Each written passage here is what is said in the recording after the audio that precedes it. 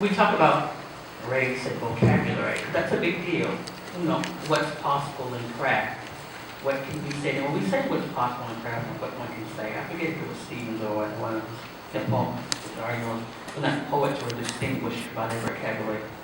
But in writing about race, one has to decide what one can get away with in one's age.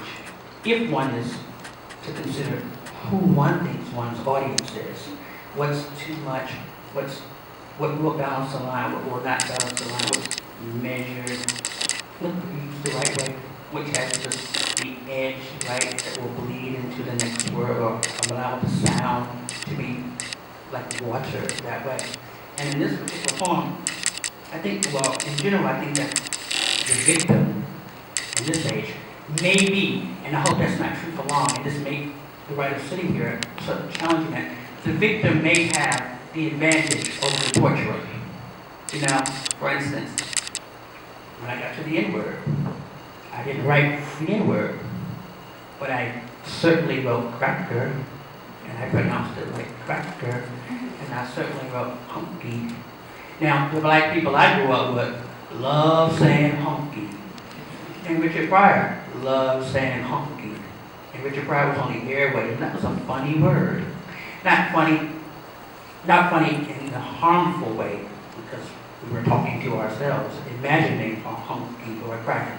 But it becomes, can the poetic line take it? Can the vocabulary, can the vocabulary transcend, or as Gertrude Stein says, continue, right, to be what it is in all places, even in the line. Now, I never think a poem's a successful poem after it's written. I always think like, I think you said, choreography is abandoned, or just left there, or incomplete, waiting for, right, the mirror reader or the other end of respiration to continue it, to pass it on, right? We do that move. And so in that way, it does it work question in the craft? Does it only matter so much in a poem like this for me when I'm in the creative process and how that affects the weather of the rest of the poem. So the body, which this poem is really about, a defense becoming offense, and a defense speaking or stating in an aesthetic stance, is free because it is the body of the torturer. I mean, the victim being made, I think, more victim in the poem has a sense of freedom. He talked about looking a certain way in different neighborhoods.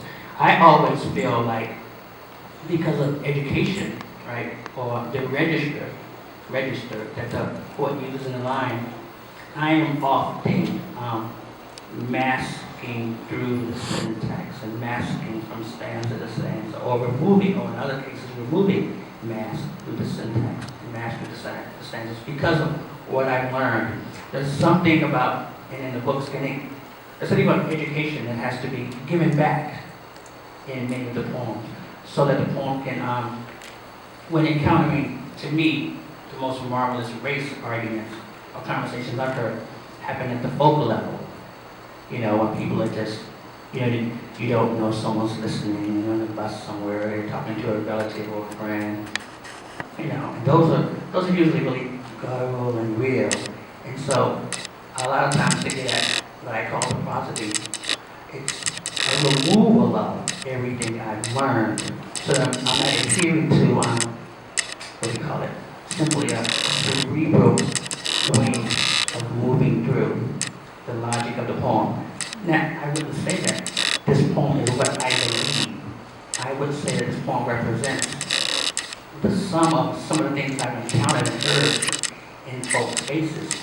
And a lot of things, one of the things about a poem like this is that it hopes to elevate a